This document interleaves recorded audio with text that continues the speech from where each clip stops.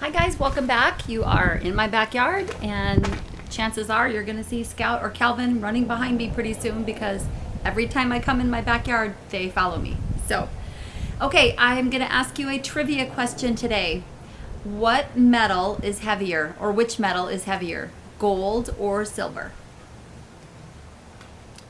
Which is heavier? The answer is gold. Okay, we are going to finish the last two chapters today of the Boxcar Children because I looked ahead and they are pretty short chapters and it's really close to the end. So I'm going to read the Boxcar Children. Where we left off was when the kids all realized that was their grandfather, and they finally took him to the boxcar, and then he got to see where they were living and was really kind of impressed with what the kids had created in the woods. And so the next plan was for him to go see his house. So this is called A United Family. Mr. Cordyce had been planning this day for more than a week. He had sent his most trusted foreman to his own beautiful home to superintend matters there. The house was being remodeled entirely after Mr. Cordyce's own plans, and everywhere were carpenters, painters, and decorators. On the very day that Mr. Cordyce received word that it was finished, he suggested the drive. "Do you live all alone, Grandfather?" asked Benny. "All alone," answered Mr. Cordyce. "No company at all." At first, Benny did not consider this the exact truth. He considered a cook company, and also a butler and a housekeeper. And when he saw the array of maids, he kept perfectly quiet. The house was enormous, certainly. It was at least a quarter of a mile from its own front gate, and everywhere were gardens. "Do you live here?" said Henry, thunderstruck, as they rolled quietly along the beautiful drive. "You do, too, if you like it," observed his grandfather, watching his face. The inside of the house was more wonderful than even the older children had ever dreamed. The velvet rugs were so thick and soft that no footfall could be heard, meaning you can walk and you can't even hear your feet. Everywhere were flowers. The great stairway with steps of marble rose from the center of the big hallway, but it was upstairs that the children felt most at home. Here the rooms were not quite so large.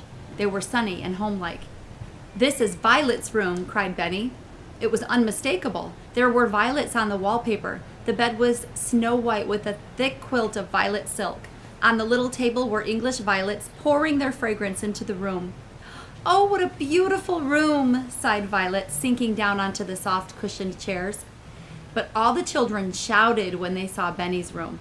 The wallpaper was blue, covered with large figures of cats and dogs, the three bears, and Peter Rabbit. There was a swinging rocking horse, nearly as large as a real horse, a blackboard, a tool chest, and low tables and chairs exactly the right size for Benny.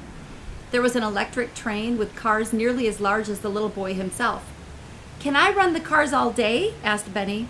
"Oh, no," replied Henry quickly. "You're going to school as soon as it begins." This was the first that Grandfather had heard about school, but he agreed with Henry and chuckled to himself. "The finest schools in the country," he said. This came true, for all the children finally went to the public schools.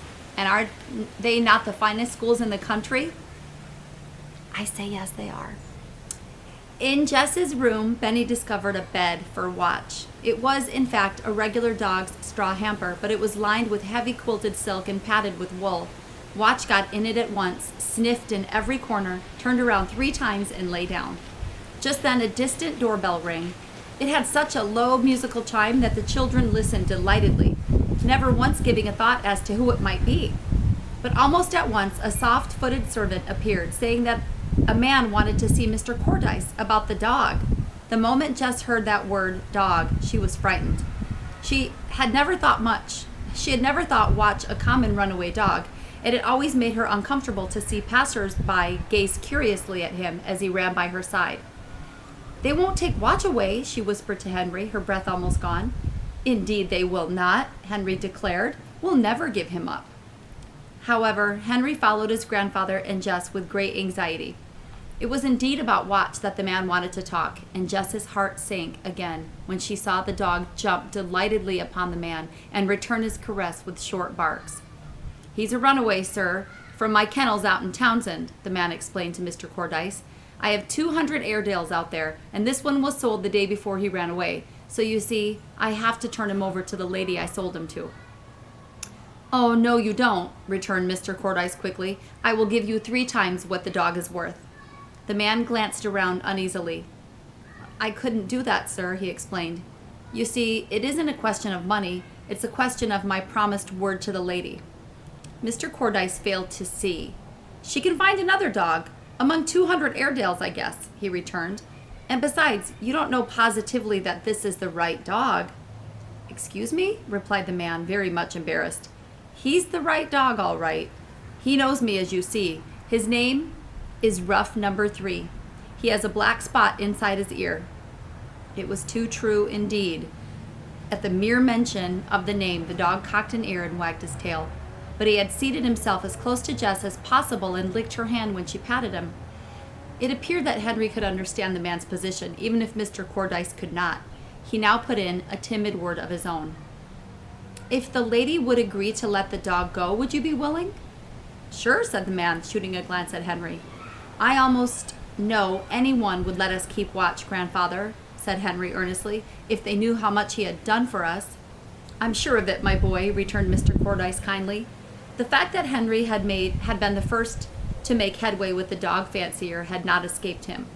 But it was clear that Jess would not be able to sleep until the matter had been settled. So the moment the man had gone, the children set out from their beautiful new home to the address of the lady who had bought Watch. The big car purred along from Greenfield to Townsend in no time, and the whole family, including Watch himself, trooped up the veranda steps to interview the lady who held it in her power to break their hearts or to make them happy. She was not terrible to look at. In fact, she was quite young, quite lively, and very, very pretty. She asked them all to sit down, which they did gravely, for even Benny was worried about losing Watchy, his favorite pillow. He could not wait for his grandfather to begin. He struggled down from his chair and dashed over to the young lady, saying in one breath, "You'll let us keep Watchy, please, won't you? Because we want him so bad, and Jess didn't know he was your dog." By degrees, the lady understood just what dog it was. "We have had him so long," explained Henry eagerly. It would almost be like letting Benny go. Watch never leaves us even for a minute, ever since Jess took the briar out of his foot." "So you are the children who lived in the freight car," observed the lively young lady. "I've heard all about that. How did you like it?" "All right," Henry replied with an effort. "But we never could have done it without Watch. He stayed and looked after the girls while I was away, and he just thinks everything of Jess." "Well," said the young lady, laughing, "I can see you're worrying terribly about that dog. Now listen, I won't take that dog away from you any more than I'd take Benny. In fact, not so much. I think maybe I'd like to keep Benny instead." Benny was apparently quite willing that she should. He climbed into her lap before anyone could stop him and gave her one of his best bear hugs. And from that moment they were firm friends. But the children always spoke of her as the lady who owns Watch. Although Mr. Cordyce paid for the dog in less time than you can imagine, it made no difference to the children that Watch was a very valuable dog. They had loved him when he had not been worth a cent, and now they loved him more simply because they had so nearly lost him. It was a happy and reunited family which gathered around the Cordyce dining table that evening. The maid smiled in the kitchen to hear the children laugh, and the children laughed because Watch actually sat up at the table in the seat of honor beside Jess and was waited on by a butler. Oh my goodness. So they got to keep Watch, which, come to find out, he was a very expensive dog and he'd run away from someone's house, so they got to keep him. That's kind of cool. Okay, the last chapter is called Safe. Would you ever dream that 4 children could be homesick in such a beautiful house as Mr. Cordyce's? Jess was the first one to long for the old freight car.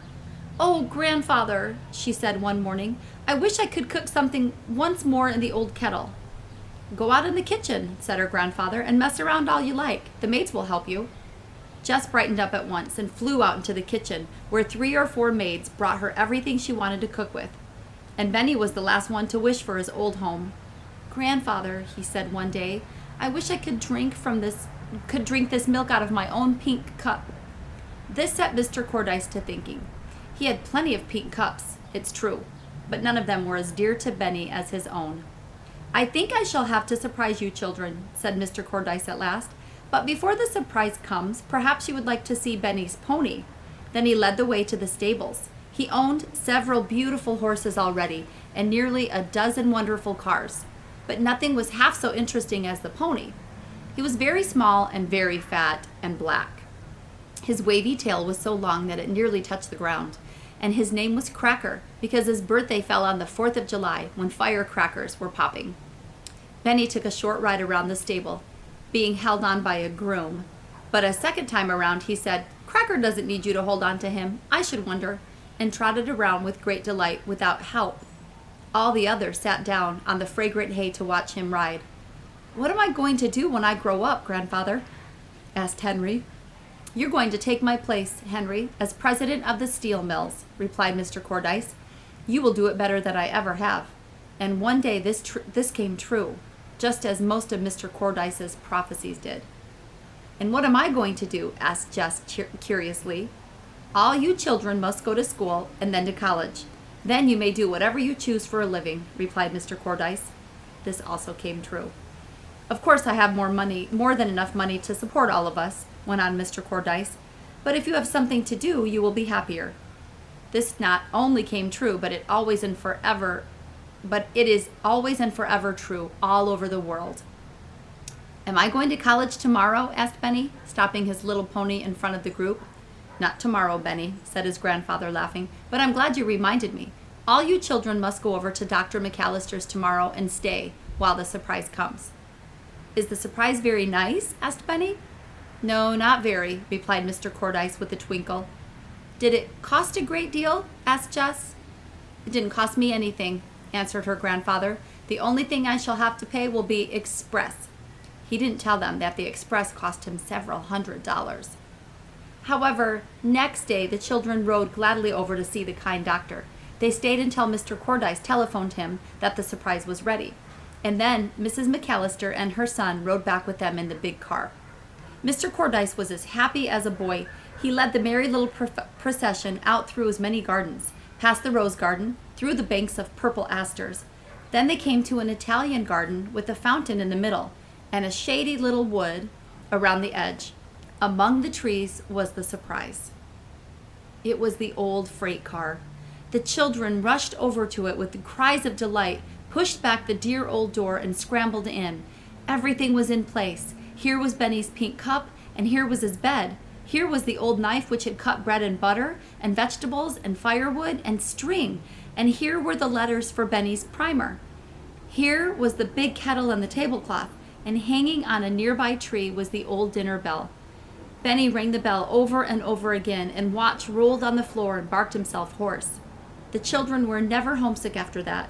To be sure, a dull and ugly freight car looked a little strange in a beautiful Italian garden, but it was never dull or ugly to the Cordyce children or their dog. They were never so happy as when showing visitors each beauty of their beloved old home. And there were many visitors. Some of them were fascinated by the stories of the wonderful dishes and the shelf, and the children never grew tired of telling them over and over again. One summer day, many years afterward, Watch climbed out of his beautiful padded silk bed and barked until Henry lifted him into the freight car. There he lay down on the hard, splintery floor, blinking his eyes in the sun and watching the children as they sat studying by the fountain. "He likes the old home best," said Jessie Cordyce, smiling at him and patting his rough back. "And as Benny would say if he hadn't grown up, that's true, I shouldn't wonder." And that is the end of the Boxcar Children.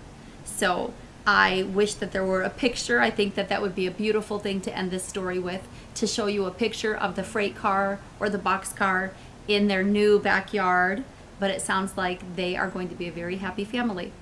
And if you liked that old classic, there is a series called The Boxcar Children. So there are many more stories about Henry and Jessie and Violet and Benny and Watch.